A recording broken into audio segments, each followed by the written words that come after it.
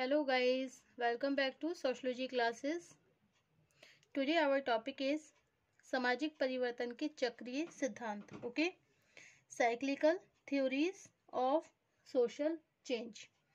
Okay, BA Part 2 sociology second paper. सामाजिक परिवर्तन के चक्रीय सिद्धांतों का प्रतिपादन होने से पहले यह धारणा प्रभावपूर्ण बनी रही थी कि सभी परिवर्तन उद्विकासीय गति से पूर्णता की दिशा की ओर to the direction of perfection होते हैं, मतलब पूर्णता की दिशा की ओर होते हैं. ओके, सामाजिक परिवर्तन के चक्रीय सिद्धांतों का प्रतिपादन होने से पहले यह धारणा प्रभावपूर्ण बनी रही कि सभी परिवर्तन उद्विकासीय गति से पूर्णता की दिशा की ओर होते हैं. लेकिन जब विभिन्न समाजों, जनजातियों और स्थानों का ऐतिहासिक अध्ययन किया गया तो एक दूसरा ही तथ्य सामने आया. इसके अनुसार समय बीतने के साथ संस्कृति तो साधारणतया विकसित होती है, लेकिन सामाजिक जीवन की विशेषताओं में स्पष्ट रूप से उतार चढ़ाव होते रहते हैं. ओके, इतिहास बताता है कि संसार में पिछले 5000 वर्षों में कितनी ही सभ्यताएं विकसित हुईं और धीरे धीरे उनका विनाश हो गया. मिस्र, बेबीलोनिया, ग्रीक, रोम तथा सिंधु की सभ्यता इस कथन का उदाहरण है.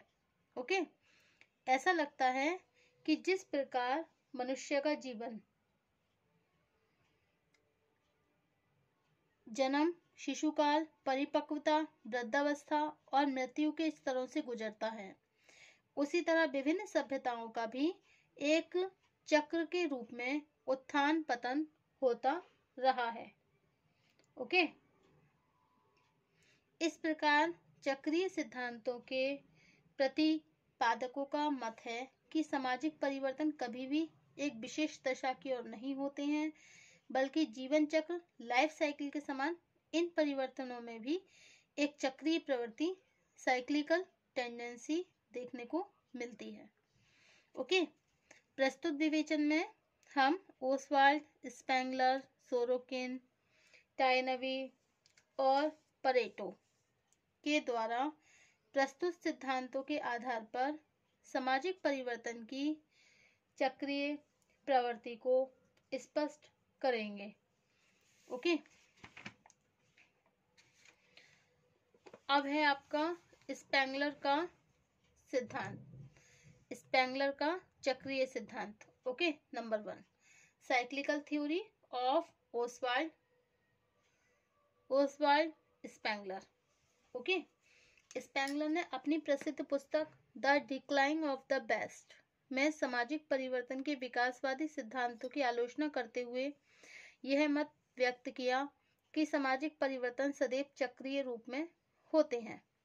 स्पेंगलर का विचार है कि मानव समाज एक बृहत शरीर रचना के समान है, जिसमें जन्म, किशोरावस्था, युवावस्था और प्रौढ़ावस्था के पश्चात पतन और विनाश के तत्व विद्यमान रहते हैं.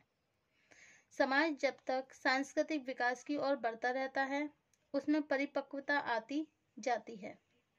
लेकिन जैसे ही सांस्कृतिक विकास सभ्यता अथवा भौतिक प्रगति के रूप में बदलने लगता है, उस समाज का पतन होना शुरू हो जाता है और यही समाज की वृद्धावस्था है, जिसके बाद उसकी मृत्यु होना निश्चित हो जाती है.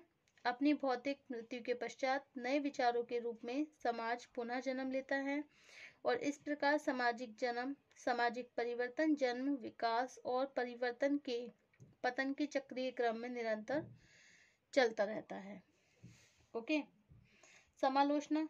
स्पेंगलर ने अपने सिद्धांत में यह स्पष्ट नहीं करा है कि समाज जिस बिंदु तक विकास करने के बाद ह्रास की ओर बढ़ता है, वह बिंदु कौन सा है. दूसरी बात यह है कि पश्चिमी और एशियाई समाजों के बारे में स्पेंगलर द्वारा दिए गए ऐतिहासिक प्रमाण उपयुक्त प्रतीत नहीं होते. पश्चिमी समाज अभी तक पूर्णता की दिशा में आगे बढ़ रहे हैं तथा शीघ्र ही उनके भविष्य के लिए कोई खतरा दिखाई नहीं देता. इस प्रकार स्पेंगलर का सिद्धांत एक नई विचारधारा प्रतिपादित करने के बाद भी अधिक वैज्ञानिक नहीं बन सका।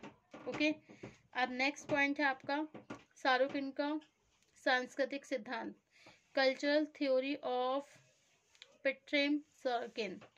ओके, सोरोकिन ने सामाजिक परिवर्तन की प्रकृति को चक्रीय मानते हुए स्पेंगलर के विचारों से असहमति व्यक्त की है। आपका विचार है कि सभ्यता का उत्थान पतन किसी निश्चित रूप में नहीं होता, जैसे स्पेंगलर ने स्पष्ट कर दिया, बल्कि सामाजिक परिवर्तन केवल उतार चढ़ाव की प्रक्रिया है जो इंद्रियपरक, सेंसेशनल और विचारात्मक आइडिएशनल संस्कृति की दो सीमाओं के बीच क्रियाशील रहती है। ओके, इसका तात्पर्य है कि सांस्कृतिक विशेषताओं में परिवर्तन तो सदैव होता रहता है, लेकिन यह परिवर्तन कभी संस्कृति की इन दो सीमाओं के बाहर नहीं हो सकता। सारोकिन के इस चक्रीय सिद्धांत को संक्षेप में निम्नलिखित रूप से समझा जा सकता है। सामाजिक परिवर्तन की कोई निश्चित दिशा नहीं होती है। Okay, number 1। नेक्स्ट है सामाजिक परिवर्तन वास्तव में उतार चढ़ाव की प्रक्रिया है, जिसे संगीत, साहित्य, जीवन पद्धति, धर्म, कला, विज्ञान, राजनीति, दूसरे सांस्कृतिक तत्वों में देखा जा सकता है। ओके, अब नेक्स्ट है आपका टायनवी का सिद्धांत। ओके, क्या है टायनवी का सिद्धांत? इसमें क्या आएगा टायनवी के सिद्धांत में?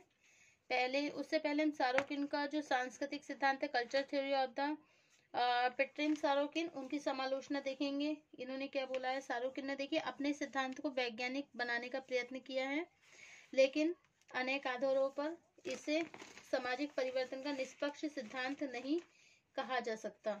ओके, सर्वप्रथम सारोकिन यह स्पष्ट नहीं कर सके हैं कि इंद्रिय परक संस्कृति की अंतिम सीमा क्या है।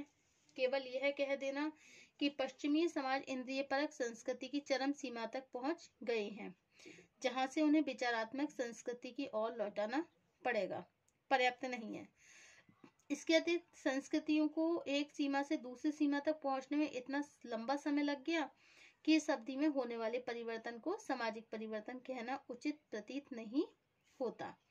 अंत में सारोकिन ने सिद्धांत से यह स्पष्ट नहीं होता है सारोकिन के सिद्धांत से यह स्पष्ट नहीं होता है कि सामाजिक परिवर्तन अथवा आदर्शवादी संस्कृति में होने वाले उतार चढ़ाव का कारण क्या है।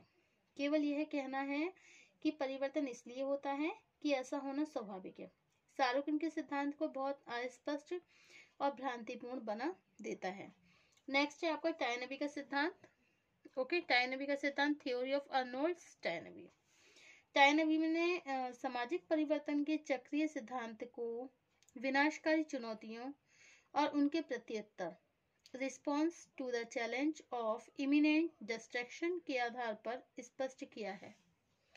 टायनवी का कथन है, जिस प्रकार हमारी शरीर रचना का आरंभ बहुत तेजी से विकास होता है तथा इसकी शक्ति निरंतर बढ़ती रहती है, उसी प्रकार सामाजिक विकास के आरंभिक स्तर पर सामाजिक परिवर्तन भी व्यापक रूप से देखने को मिलते हैं।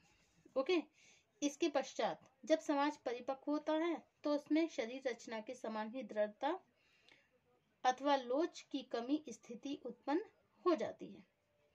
इस प्रकार धीरे धीरे समाज की अभियोजनशीलता कम होने लगती है और यह स्थिति तब तक बनी रहती है जब तक समाज के सामने युद्ध, महामारी, भौतिक साधनों की कमी अथवा कोई अन्य विपत्ति न आ जाए। टायनवी का कथन है, यही विपत्ति वह चुनौती है जिसके प्रत्युत्तर में समाज को अनेक प्रकार के प्रयत्न करना आवश्यक हो गया है। ओके, समालोचना ऑफ द टायनवी। टायनवी के सिद्धांत का सबसे बड़ा दोष है कि यह वैज्ञानिक न होकर दार्शनिक अधिक है। यदि प्राकृतिक चुनौतियों के प्रत्युत्तर में सामाजिक परिवर्तन होते तो सामाजिक परिवर्तन का क्षेत्र बहुत सीमित हो जाता। ओके, अब नेक्स्ट है परेटो का चक्रीय सिद्धांत। परेटो का चक्रीय सिद्धांत, सामाजिक परिवर्तन के चक्रीय सिद्धांतों की विवेचना में परेटो ने उल्लेखनीय योगदान दिया है। परेटो का सिद्धांत विभिन्न वर्गों की सामाजिक है, आर्थिक, राजनीतिक, मतलब सोशलॉजिकल, इकोनॉमिक एंड पॉलिटिकल, ये जो भी स्थिति है इनमें होने वाले चक्रीय परिवर्तनों पर आधारित है। ओके, आपका विचार है कि प्रत्येक समाज में विभिन्न वर्गों के बीच ऊंच नीच का एक स्पष्ट संस्तरण विद्यमान होता है। इसमें सर्वोच्च वर्ग वह होता है जो अपनी चतुराई, कुशलता और प्रभाव के द्वारा सत्ता पर अपना अधिकार कर लेता है। इसे शासकीय अभिजात वर्ग, गवर्निंग इलाइट भी कहा जाता है। ओके, अब है आपका इनकी समालोचना में अब इसकी मतलब परेटो का जो चक्रीय सिद्धांत है, cyclical theory of the Pareto की, इसमें परेटो ने कुछ और भी कहा है कि इतिहास कुलीन तंत्रों का कब्रिस्तान है। Okay, history is the graveyard of the aristocracies. Okay, इसका तात्पर्य है कि समाज में एक शासकीय अभिजन वर्ग का प्रादुर्भाव होता है, उसके प्रभुत्व में वृद्धि होती है, फिर उसका पतन शुरू होता है तथा अंत में उसका स्थान कुछ दूसरे योग्य अभिजनों द्वारा ले लिया जाता है। ओके, अब है आपका नेक्स्ट टॉपिक क्या है आपका? नेक्स्ट टॉपिक है आपका चक्रीय तथा रेखीय सिद्धांतों में अंतर। ओके, सर्वप्रथम चक्रीय सिद्धांत इस तथ्य पर बल देता है कि सामाजिक परिवर्तन सदैव उतार चढ़ाव से युक्त होते हैं। ओके, और प्रत्येक परिवर्तन सदैव नई दशा उत्पन्न नहीं करता, बल्कि इसके कारण समूह द्वारा कभी कभी नई विशेषताएं, कभी पहले छोड़ी जा चुकी विशेषताओं को पुनः ग्रहण कर लेता है। इसके विपरीत जो रेखीय सिद्धांत होते हैं इस मान्यता पर आधारित है कि सामाजिक परिवर्तन की प्रवृत्ति एक निश्चित रेखा की ओर आगे बढ़ने की होती है। ओके, रेखीय सिद्धांतों के अनुसार परिवर्तन की दिशा साधारणतया अपूर्णता से पूर्णता की ओर बढ़ती है, जबकि चक्रीय सिद्धांत परिवर्तन के किसी ऐसे क्रम को स्पष्ट नहीं करते हैं।